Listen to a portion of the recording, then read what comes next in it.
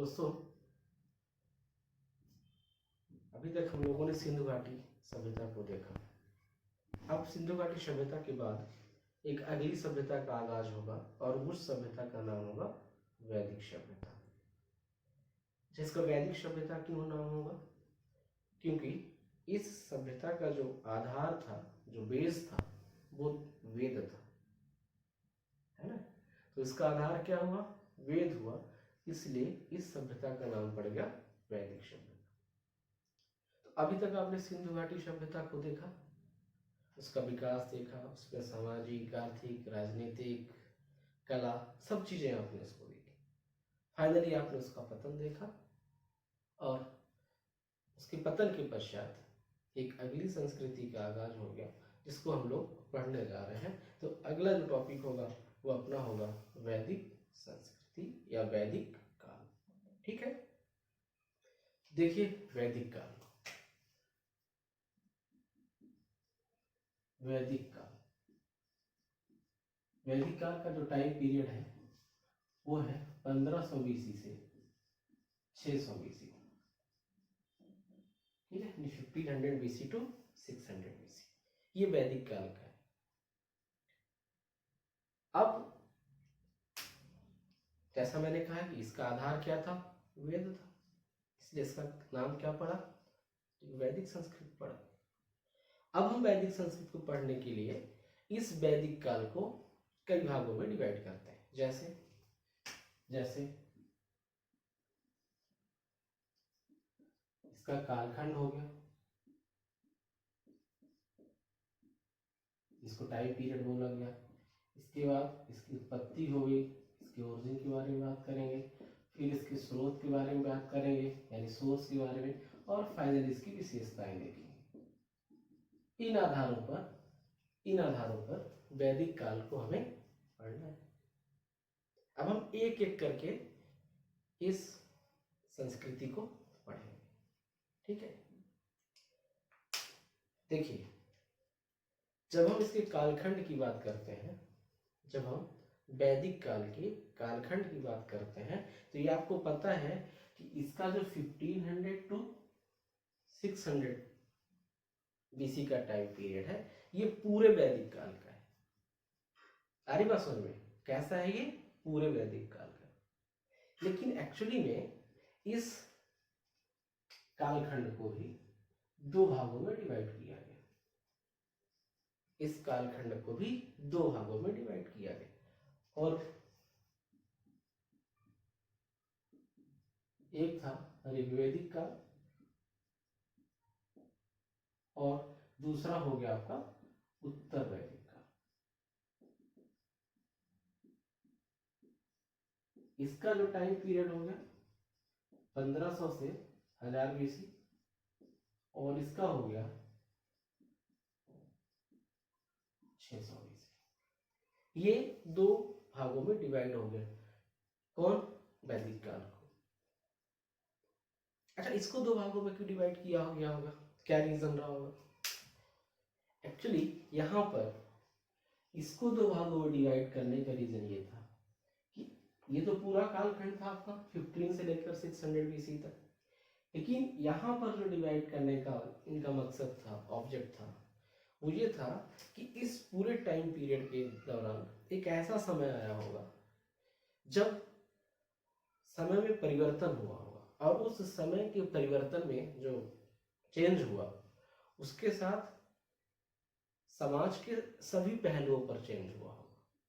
पूरे एक टाइप का मानव जो ह्यूमन लाइफ थी वो पूरी तरह चेंज हो गई, चाहे उनका सामाजिक जीवन हो, चाहे राजनीतिक जीवन हो, चाहे उनकी अर्थव्यवस्था हो, कुछ भी हो, सब में परिवर्तन हो गया।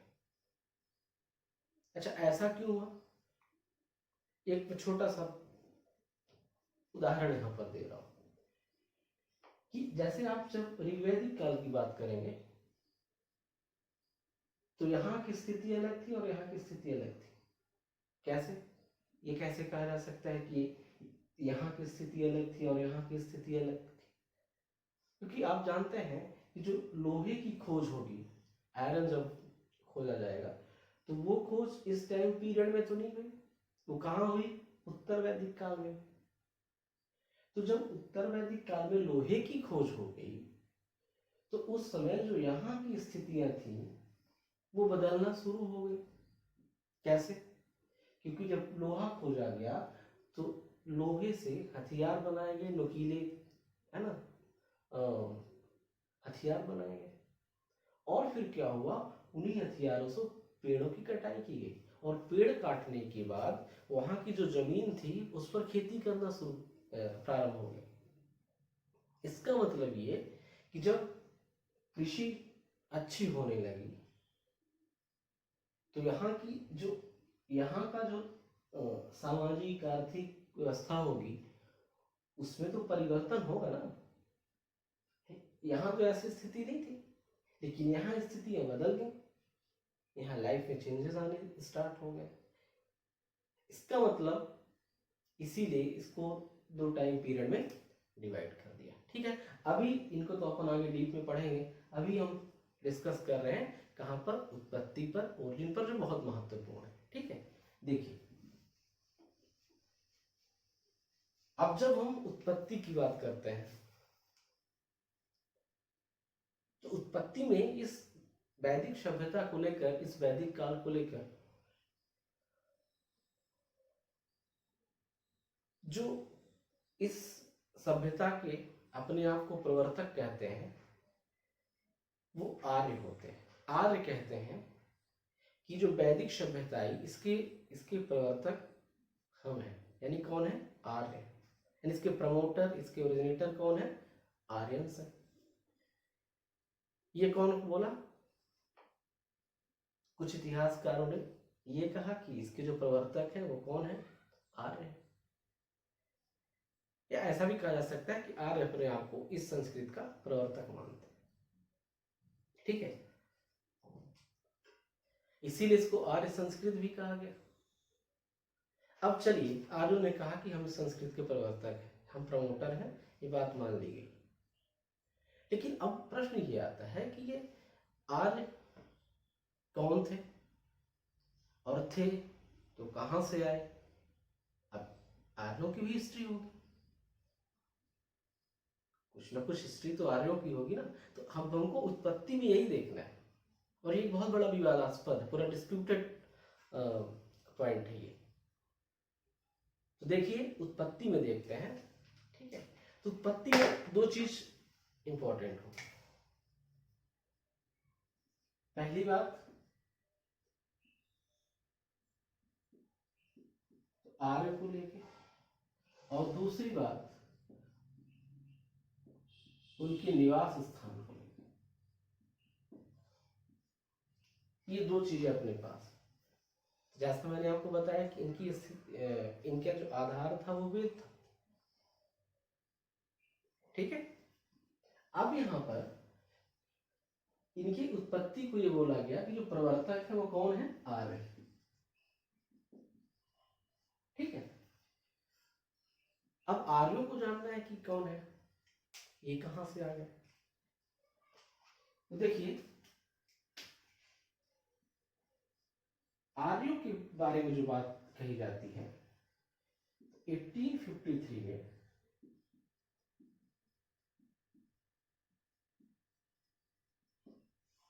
1853 में मैक्स मुलर ने इस आर्य शब्द का उपयोग किया। 1853 में मैक्स मुलर ने इस आर्य शब्द का उपयोग किया। ठीक है, अच्छा, जब इस आर्य शब्द का क्यों उपयोग किया गया होगा? क्योंकि आर्य का जो अर्थ होता है, आर्य शब्द का जो अर्थ है एक्चुअली क्या है, ये एक संस्कृत शब्द है। क्या है? ये संस्कृत शब्द है और जिसका अर्थ होता है अभिजात, कुलीन, उच्च, आदरणीय, ऐसे ऐसे शब्द होते हैं, इतने उच्च शब्द। ये आर्य का अर्थ है। आर्य आर्य एक संस्कृत शब्द है जिसका अर्थ होता है अभिजात, कुलीन, उच्च, आदरणीय, जो भी आप अच्छे से अच्छा बोलना चाहें। लेकिन आर्य का मतलब कोई जाति, कोई समूह, कोई व्यक्ति से नहीं। आर्य का मतलब कोई जाति, कोई व्यक्ति, कोई समूह से नहीं। तो ये चीज आपको क्लियर होगी कि आर्य क्या थे। आर्य एक संस्कृत भाषा का शब्द है जिसका अर्थ उच्च होता है। ठीक है, तो आपको आर्य के बारे में तो पता चलेगा कि आर्य क्या था। अब जो सबसे बड़ा प्रश्न है वो है इनके निवास को लेकर। इनके निवास को लेकर, किसके? आर्यों के निवास को लेकर। चलो भाई, आर्य का तो पता चल गया कि आर्य ये थे, लेकिन अब इनका निवास स्थान कहाँ है, ये कैसे आए? तो यहां पर अगर आप देखेंगे इनके निवास को लेकर, इनके निवास को लेकर अगर हम लोग बात करेंगे,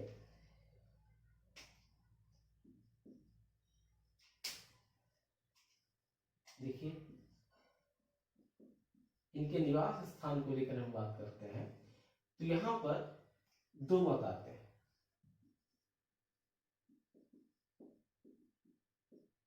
एक एशिया के इतिहासकार रहते हैं और दूसरे यूरोप के इतिहासकार रहते हैं। बात को ध्यान रखेंगे, यहां पर जो इनके निवास स्थान को लेकर मत है वहां एशिया और यूरोप के इतिहासकारों के मत है। अब यहां पर एशिया में तो हो गए एक भारत के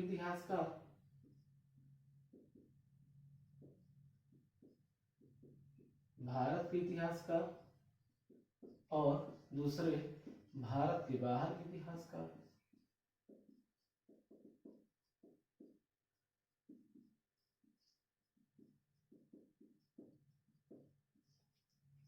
अरे बात समझे, दो इतिहासकार हो गया, एक भारत के और भारत के बाहर के इतिहास।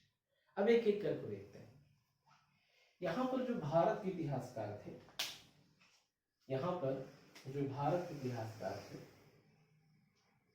उन्होंने आर्यों को भारत का बताया और इस बात को प्रूफ करने का प्रयास किया कि जो आर्य थे वो भारत में थे और भारत से वो विश्व के अन्य देशों पर गए।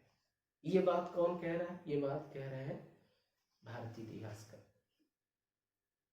इंडियन हिस्टोरियंस इस चीज बोल रहे हैं और इस चीज को प्रूव करने का प्रयास कर रहे हैं। और भारतीय इतिहासकारों के द्वारा ये भी कहा गया कि भारत के इन स्थानों पर ये थे। अरे बस में तो देखिए यहां पर इन इतिहासकारों के द्वारा कुछ स्थान बताए गए और ये बोला गया कि इन स्थानों पर आर्य रहते थे। किसके द्वारा? भारतीय इतिहासकारों के द्वारा। जैसे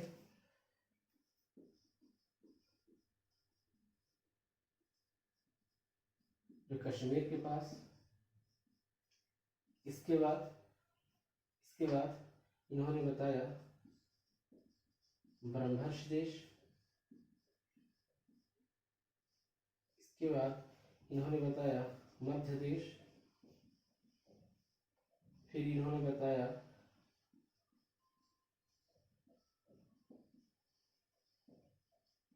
सप्तशृंगा प्रदेश। ये भारतीय इतिहासकारों के द्वारा बताया जा रहा है। ठीक है, अब यहां पर अब इनकी जो लोकेशन है जो हिमालय कश्मीर के पास, इसके बाद जो ब्रह्मर्ष देश है, जो मध्य देश और सप्तशृंगा प्रदेश।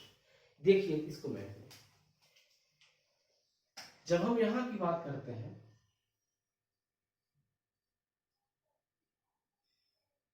ये कहलाया हिमालय।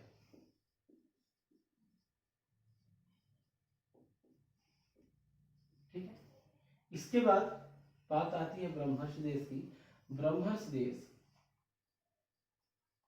गंगा यमुना का दोआब और उसके आसपास का क्षेत्र। याद रखेंगे, ब्रह्मर्ष देश का मतलब हुआ गंगा यमुना का दोआब और इसके आसपास का क्षेत्र है ना, मैंने इसके रिवर बैंक के क्षेत्र, तो ये कहलाया ब्रह्मश।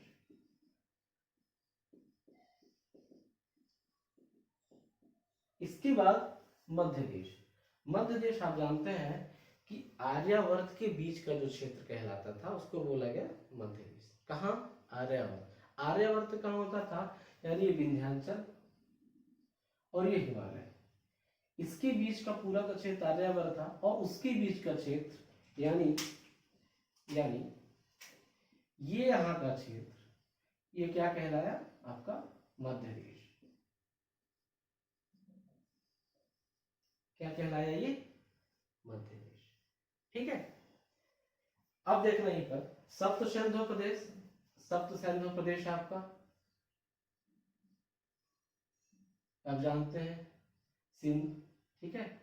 इसके बाद झेलम, रावी, सतलज, ये जो 7 नदियों का था, ठीक है, इसी को बोला गया सप्त सिंधु प्रदेश। ठीक है, सप्त सिंधु प्रदेश यानी 7 नदियों का देश। क्लियर है? तो इस तरह से ये सब बातें होंगी। ये किसके द्वारा? भारतीय इतिहासकारों के द्वारा। अब यहाँ पर जो भारत के बाहर के इतिहासकार थे, यहाँ पर जो भारत के बाहर के इतिहासकार थे, उन्होंने भी अपनी बातें कही। उन्होंने क्या बातें कही? कि ये तिब्बत से है, ठीक है। कुछ लोगों ने क्या कहा? तिब्बत से, ये भारत के बाहर के। कुछ लोगों ने कहा कि ये कहां से है? पमीर की पठार से है। कुछ लोगों ने कहा कहां से है? बैक्ट्रिया से है। इस तरह से अलग अलग विचार है। तो जैसे कुछ लोगों ने कहा कि पमीर के पठार से है, ये पमीर का। कुछ लोगों ने कहा कि बैक्ट्रिया से है,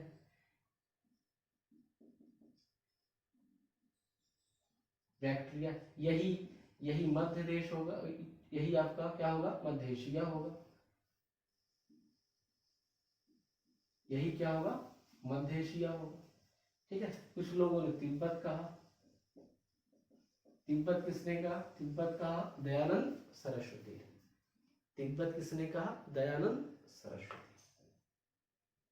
ठीक है, क्लियर है यहाँ तक? चलिए, इसी तरह से कुछ यूरोप के भी इतिहासकार थे। कुछ लोगों ने कहा कि ये डेन्यूब नदी के तट पर है, कुछ लोगों ने बोला कि ये दक्षिणी रूस से है। सब अलग अलग इतिहासकारों ने अपनी अपनी बातों को कहा। अच्छा, यहाँ पर इतिहासकारों के द्वारा इतनी बातें क्यों कही गई? इतना विवाद क्यों होगा? इतिहासकारों के मत में इतनी भिन्नताएं क्यों थी? उनके जो ओपिनियन थे उतने डिफरेंट क्यों थे? तो भारत के इतिहासकारों ने तो जो अपना ओपिनियन दिया वो आपने देखा। उन्होंने स्थान के साथ ही बताया कि आर्य भारत के थे, और अगर वो विश्व के अन्य देशों में गए तो भारत से गए। ठीक है। अब यहाँ पर जो भारत के बाहर के इतिहासकार थे, उन्होंने इस बात को क्यों इतना स्ट्रांगली रखा?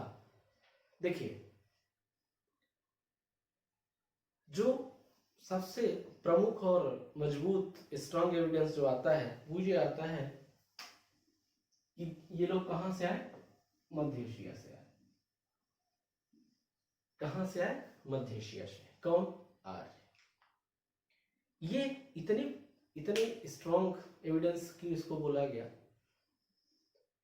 क्योंकि वहां ये बोला जाता है इतिहासकारों के द्वारा कि मध्य एशिया में या तो वहां की जनसंख्या में वृद्धि हुई थी या फिर चारागाहों का सूख जाना। ये 2 कारण थे जिसके कारण वो वहां से माइग्रेट हुए, वहां से वो पलायन कर गए। और वहां से वो माइग्रेट होने के बाद, पलायन करने के बाद वो कहाँ चला गए? ईरान आ गए।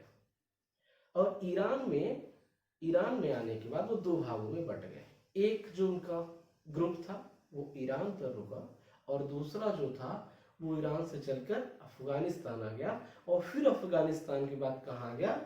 भारत आ गया। और भारत में कहाँ?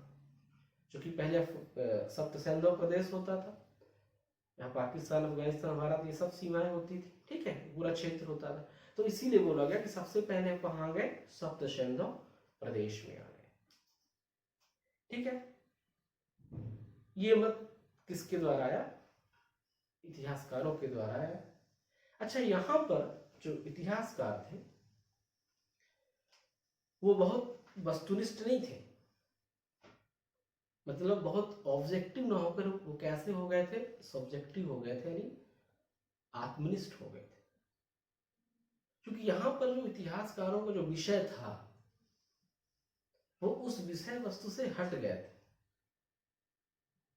इतिहासकारों का जो मानना हो गया, जो उनके दिमाग में ये सब बातें आने लगी कि वो आर्यों को ये बताने लगे कि ये हमारे यहाँ से आए। सभी के सभी इतिहासकारों ने ये, सब आत्मनिष्ठ हो गए, जो विषय वस्तु उससे हट गए, मेन पॉइंट से हटकर वो ये बताने के लिए जोर दिए, ये बताना उचित समझा कि हर इतिहासकार जो आर्य थे वो मेरे यहाँ से आए।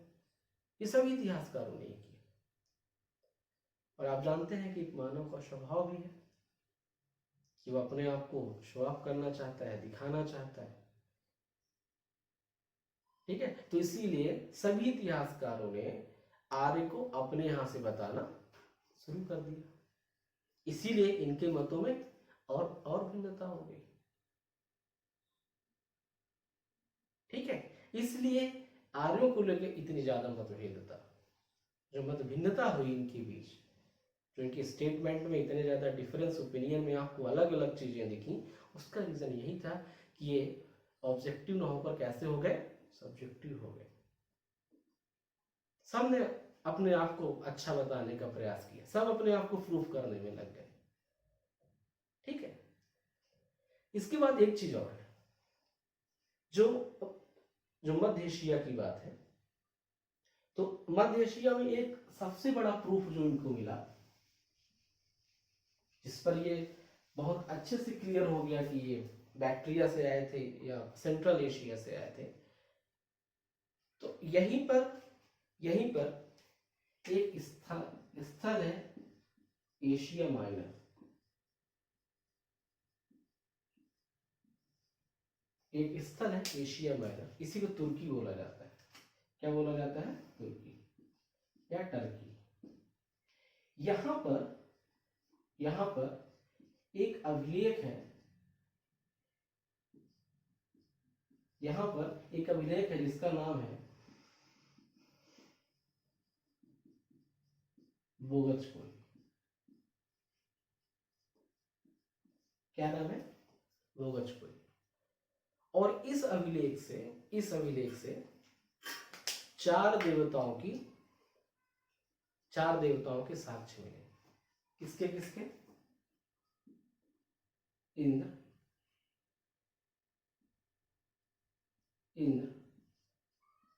मित्र, वरुण और नासन, ये चार देवता थे। तो इस बात से और प्रूफ हो गया कि वहां देवताओं के साक्ष्य मिले हैं और इस सभ्यता का आधार वेद था, मतलब कुछ न कुछ कनेक्शन वहां पर रहा होगा। तो इस बात से, इस एविडेंस से ये और प्रूफ हो गया कि जो आर्य थे वो कहां से थे, मध्य एशिया थे, यानी सेंट्रल एशिया से।